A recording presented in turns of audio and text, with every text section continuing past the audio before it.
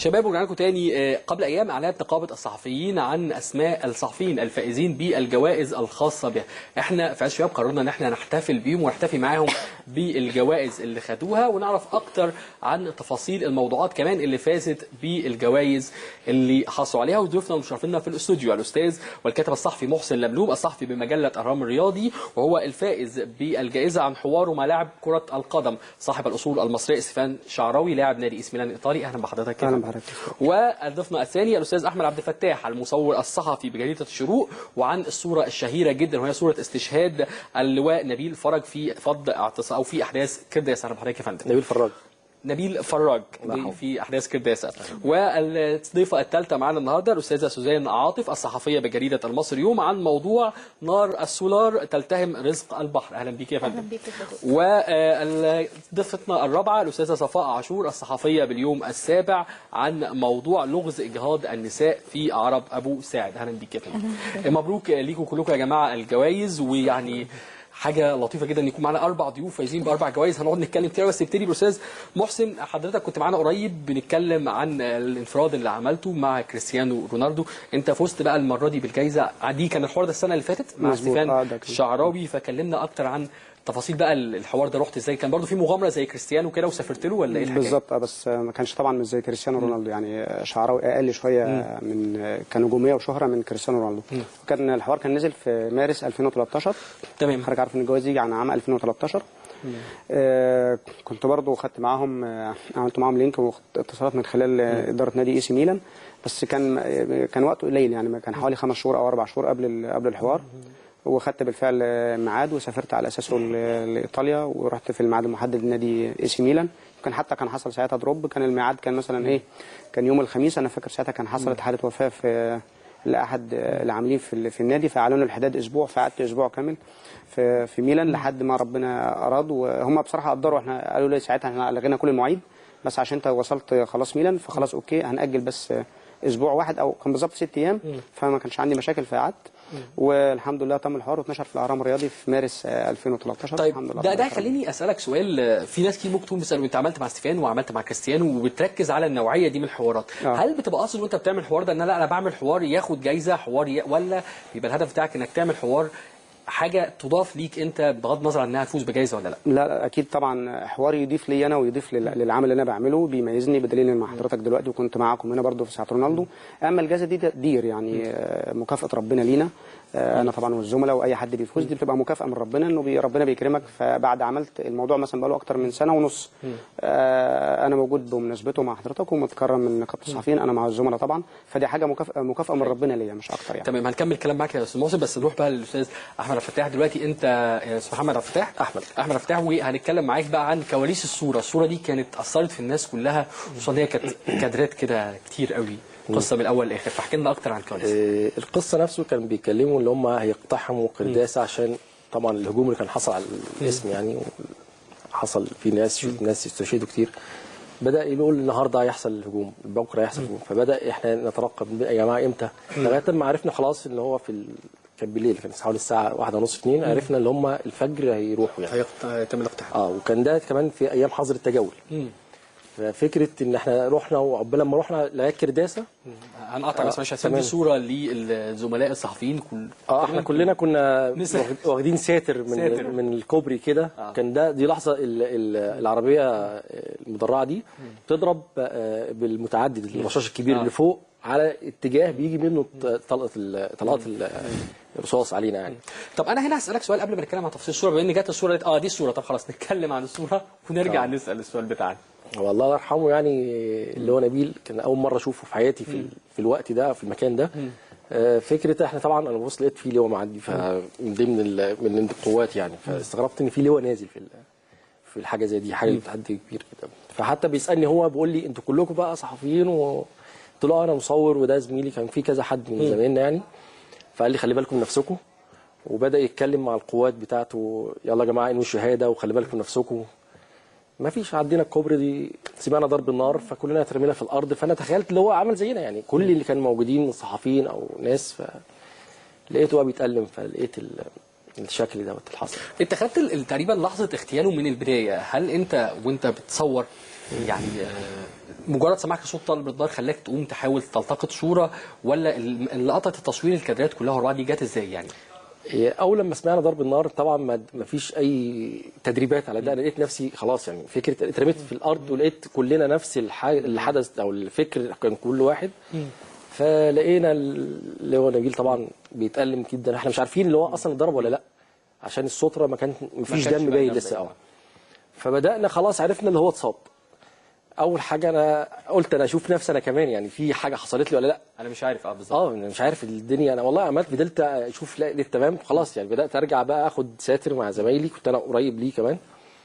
فبدات اصور طبعا، بداوا الزملاء يصوروا اللي يجي الناحيه دي، والقوات طبعا بداوا يشيلوا الستره من عليه، فشفنا الدم بدا يظهر، وفي عربيه مدرعه بدات ترجع عشان يشيلوه فيها. تمام، هنتكلم برضو عن التفاصيل اكتر، بس تمام. نروح للاستاذ سنان عاطف. انت فزتي بالجائزه عن المتابعه الخبريه لنار السولار تلتهم رزق البحر، كلمينا عن الموضوع وعن المتابعه اللي عملتيها. هو الفترة اللي أنا عملت فيها الموضوع كان في شهر 6 2013. كان في أزمة جامدة جدا في السولار، وطول الوقت ناس بتقطع الطرق في كل حتة. بس كان طول الوقت اللي بيتكلم عن أزمة السولار في المواصلات والطوابير اللي بتبقى بنشوفها في محطات البنزين والحاجات دي. فانا يعني فكرت في ناحيه تانية شويه، اللي هو طب الفلاحين يا جماعه اللي عندهم المكن الري اللي بيستعملوا فيه السولار، طب الصيادين في المراكب ومش عارفه ايه. تمام. فانا كنت هعمل الاثنين، يعني كنت هعمل ده بس يعني حد سبقني وعمل، جات له نفس الفكره اللي هي بتاعه الفلاحين فعملها. فانا رحت على طول قلت لازم اعمل بتاعه البحر دي بقى، يعني قبل ما حد يفكر فيها. عايزه اقول لك ان انا سافرت اسكندريه وما كنتش اعرف ان في منطقه، يعني عارفه ان في منطقه اسمها الماكس، بس عمري ما رحتها وما اعرفش الناس عايشه فيها ازاي ولا بتعمل ايه ولا يعني اي حاجه. فكان همي ان انا اروح بحري اللي هي فيها المراكب الصيد والحاجات دي، وهلاقي الازمه هناك بقى وهتكلم مع الناس وكده. فروحت بحري لقيت يا مراكب كبيره قوي بتاعه الصيد، كبيره قوي اللي هي بتعدي عرض البحر، يا المراكب الصغيره بتاعه الصيادين اللي هي يدوي كده بيعملوها بمقداف. فأزمة السولار مش باينه عليهم قوي، يعني دول ما بيستعملوهاش ودول حقهم مضمون، او يعني ما عندهمش نفس الأزمة. فبدأت أسأل اللي هو المصور زميلي اللي هو كان من هناك من اسكندرية، طب فين أماكن تجمع الصيادين تاني؟ فقال لي الماكس. فرحت طبعا في وقت المفروض مثلا كان حوالي الساعة 10 الصبح 11، كان المفروض الوقت دوت اللي هو الصيادين بيخرجوا فيه. لقيتهم كلهم قاعدين قدام بيوتهم، اللي بيصلح شبكة واللي بينظم الدنيا. طب ايه يا جماعة؟ فبدأنا نتكلم معاهم على فكرة الازمه مأثره عليكم ازاي، وبداوا يحكوا زي ما جم في التحقيق كده. تمام، هو الماكس دي لوحدها حكايه يعني بتعمل عليها تحقيقات كتير، بس هنروح لصفاء ونتكلم معاكي عن الموضوع اللي انت عملتيه. انت كان الجائزه واخداها عن لغز اجهاض النساء في عرب ابو ساعد، ايه تفاصيل الموضوع؟ تمام، انا مهتمه جدا بالقضايا بتاعه المهمشين وبالقضايا اللي فيها تلوث بيئي. فانا كنت في يوم في منطقه عرب ابو مساعد بسال الناس هناك عن مشكله التلوث هناك، ف يعني فوجئت بحاجه غريبه جدا. وفين عرب ابو ساعد عشان بس اللي مش عارف يعرف؟ اوكي، هي منطقه وسط بين الصف وبين حلوان، وفي تنازع اداري عليها اصلا. يعني تنازع اداري بين المحافظتين. بين منطقتين. فاكتشفت ان في حاجه غريبه جدا، نسبه كبيره جدا من الاجهاض الغير مبرر هناك. فيعني حسيت ان انا محتاجه اساعد الناس دول، وقعدت 4 ايام. طب كان ايه السبب بقى؟ اللغز كان ايه؟ كان فين؟ هم عندهم نسبه تلوث فظيعه جدا، انت تقدر تحسه من اول ما تدخل المنطقه هناك، يعني تحس بمشكله في التنفس. الجو على طول فيه سحب رماديه كئيبه جدا، بتدي لك احساس بالكآبه الفظيع. عندهم حوالي 1500 مصنع طوب، وعندهم عندهم مصنع اسمنت ومصنع حديد ومصنع كوك ومصنع فحم ومصنع سماد. فطبيعي. طب انت اكتشفتي ازاي ان يعني اللغز ده، يعني هل كان في ابحاث حصلت استندتي اليها؟ هل كلام الناس نفسهم يعني قدرتي منين تعرفي ان لا دي حاله عامه موجوده في المكان؟ انا اعتمدت في تحقيقي على نقطتين. اول نقطه هي شهاده طبيه من المستشار من دكتور احمد النشار. ده دكتور اخصائي امراض نساء. كان كاتب ورقه، كان كاتب شهاده وماضي عليها، بيقول ان هو لاحظ خلال الكشف على النساء من المنطقه ديت ان في حالات اجهاض متعدده مجهوله السبب. كمان احنا جمعنا 50 شهاده طبيه من النساء هناك تثبت لنا ان في حالات اجهاض متكرره بدون سبب طبي، يعني بدون سبب صحي. طيب نرجع بقى للاستاذ محسن تاني. الحوار اللي انت عملته مع ستيفان شعراوي، يعني فرصه كويسه لاي صحفي شاب بيتفرج علينا وبدا حياته ان هو يعرف تجربه زي دي. يمكن انا اعرف ده بحكم التعامل مع حضرتك انه انت كتير بتاخد القرار وتسافر وتتحمل كل النفقات على حسابك، فعايزينك تكلمنا اكتر برضو عن الفكره جات لك وانت صحفي. انا ايه اللي هيخليك تفكر ان انا اروح اعمل حوار مع حد بره مصر، سواء كان بقى ستيفان او كريستيانو او اي حد من اللاعبين دول؟ القيمه حضرتك بتاع المصدر نفسه. يعني احنا هنا مثلا اي حد بين اللاعيبه المصريين متاحين للجميع يعني. تمام. اللاعيبه بره احنا بنتعامل معاهم عن طريق الوكالات. مش عارف ميسي اكد ان هو هيحافظ على مش عارف لقب الهداف، رونالدو بياكد ان هو بيصارع مش عارف ايه. احنا بنتعامل من خلال الوكالات اللي بتجي لنا. دي صورك مع ستيفان اثناء الحوار؟ بالظبط، دي في المقر الصحفي لنادي اي سي ميلان. فكان انا بالنسبه لي طب يعني ايه المشكله ان احنا نعمل ان احنا نتحاور احنا يعني فيس تو فيس يعني الموضوع سهل يعني. ده بالنسبه لي كان يمكن اول موضوع اتعامل فيه بشكل احترافي، اول حوار. يمكن عملت قبل كده حوارات صحفيه مع لعيبه اوروبيه بس ما كنتش اتعاملت ما خدتش مواعيد ولا حاجه، كنت ببقى موجود مثلا في مؤتمر واعمل بالظبط. لكن في ده تحديدا انا خاطبتهم على طول رسمي. يمكن انا حتى كنت لجأت لوالده الدكتور صابر الشعراوي، قال لي لا الحاجات دي من خلال النادي يعني خليك بشكل رسمي. بالفعل انا بقى رسلتهم، الناس عادي محترمين جدا حتى لو مش هيعمل حوارات يعني. كتير برضو يعني تواصلت معاهم بره وبيردوا لي مش هنعمل او احنا في سبونسرات معينه او احنا ما بنعملش حوارات، خلاص مفيش اي مشاكل عادي. اللي بيخلص بيتم يعني الحمد لله.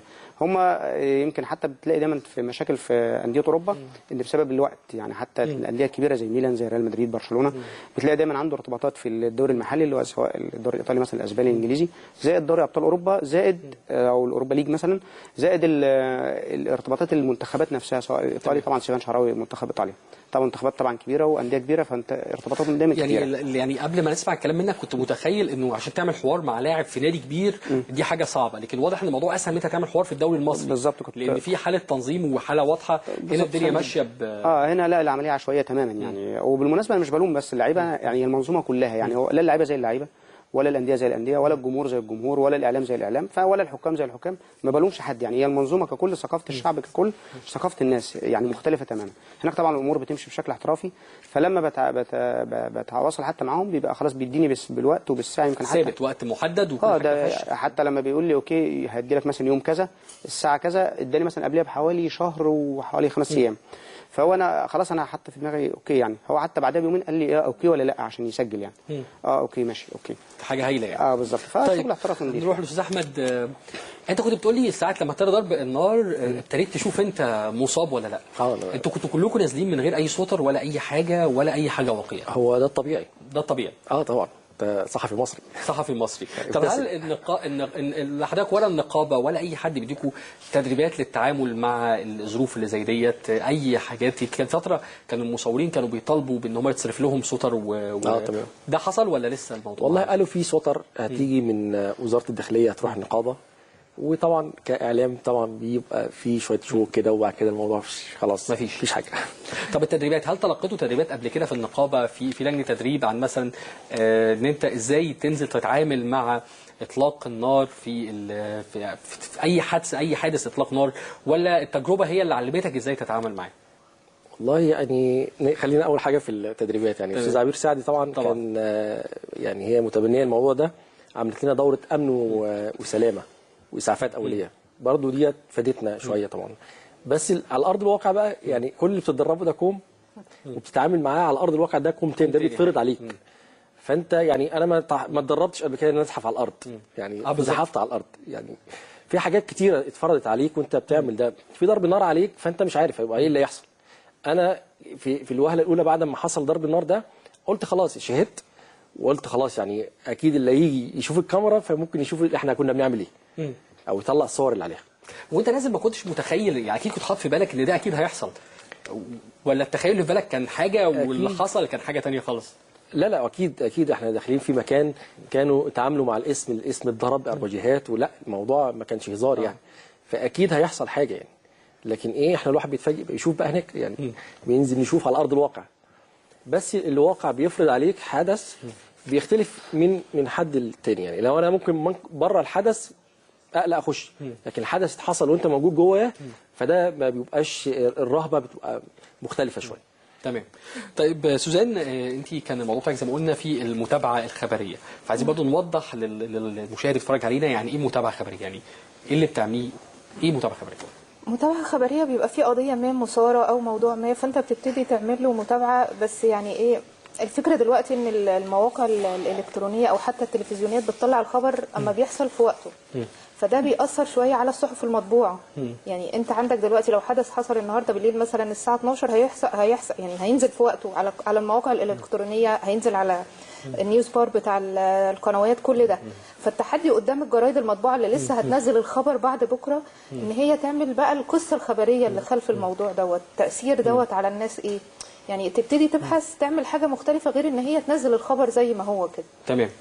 طيب اصفاء، انت الموضوع بتاعك تم تصنيفه على ان هو صحافه بيئه، ليه تم التصنيف على ان هو صحافه بيئه؟ لان احنا كنا بنتكلم عن تلوث بيئي ومخالفه القوانين البيئيه شديده جدا، واصابات بسبب التلوث البيئي للناس يعني. تمام. طيب احنا هنتكلم بقى من موضوع دكتور صباح، هنتكلم بقى على الجوائز نفسها.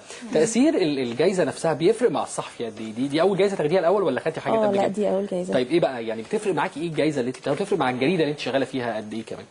طبعا يعني هي بتفرق معايا كتير، يعني بحس ان تقدير وبحس ان انا ماشيه صح، يعني ماشيه صح. في نفس الوقت المؤسسه اللي بتدعمني اللي هي اليوم السابع بتحس ان انا يعني هي مدياني مساحه، وفي نفس الوقت ده صح يعني.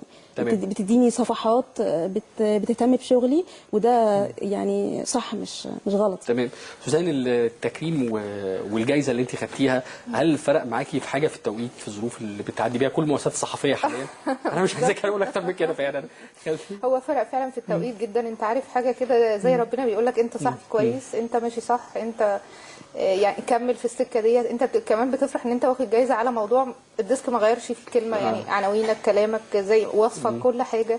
فدي حاجه يعني بتضاعف شويه احساسك وثقتك بنفسك في الوقت دوت، زي ما انت قلت الظروف اللي بتمر بيها كل المؤسسات الصحفيه. تمام.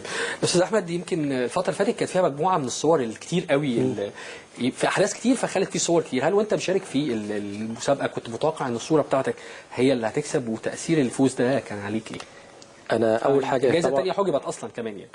انا كنت مقدم فيها وكنت زعلت جدا عشان انت كنت مقدم في الجائزه الثانيه؟ لا انا كنت زعلت جدا عشان عرفت من بعض يعني حد من لجنه التحكيم كان وانا قاعد تقريبا كنا بيحكي على الصوره بتاعتي اللي هي ما لقاش حد ينافسها، فحجب الموضوع.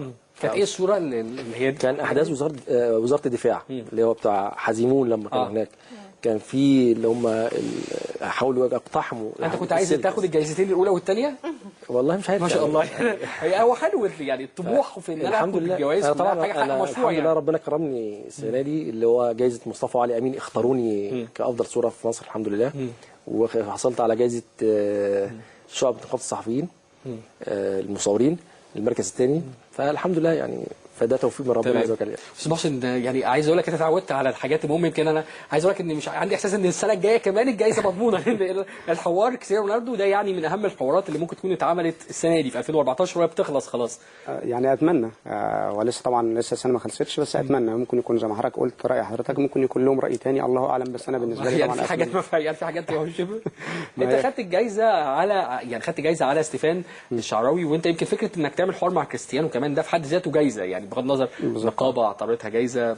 بالظبط. طيب كلكم كده يعني عايز اعرف سريعا، في طبعا مسابقات كتير جدا جايه منها جائزه الصحافه العربيه، فمين ناوي يشارك بالحاجات اللي هو كسب بيها بقى؟ نبتدي بأستاذ. لا اللي كسب بيها دي ما خلاص 2013 ممكن 2014 هتشارك بحوار؟ اكيد طبعا كريستيانو رونالدو لازم اشارك بيه. وحضرتك في صور كده يعني محضره مش عايز اقول ان شاء الله، مش عايز اقول عليها. سوزان ناويه تشاركي بحاجه في جايزة؟ الحقيقه لسه بما ان دبي مفتوحه لحد اخر شهر 12 فانا ممكن اعمل حاجه في الفتره دي، لان يعني مؤخرا بدات اغطي اخبار محافظتين القاهره والجيزه، وده طول الوقت بيخليك اخبار مفيش مساحه للشغل، مفيش مساحه ان انت تعمل شغل تحقيقات.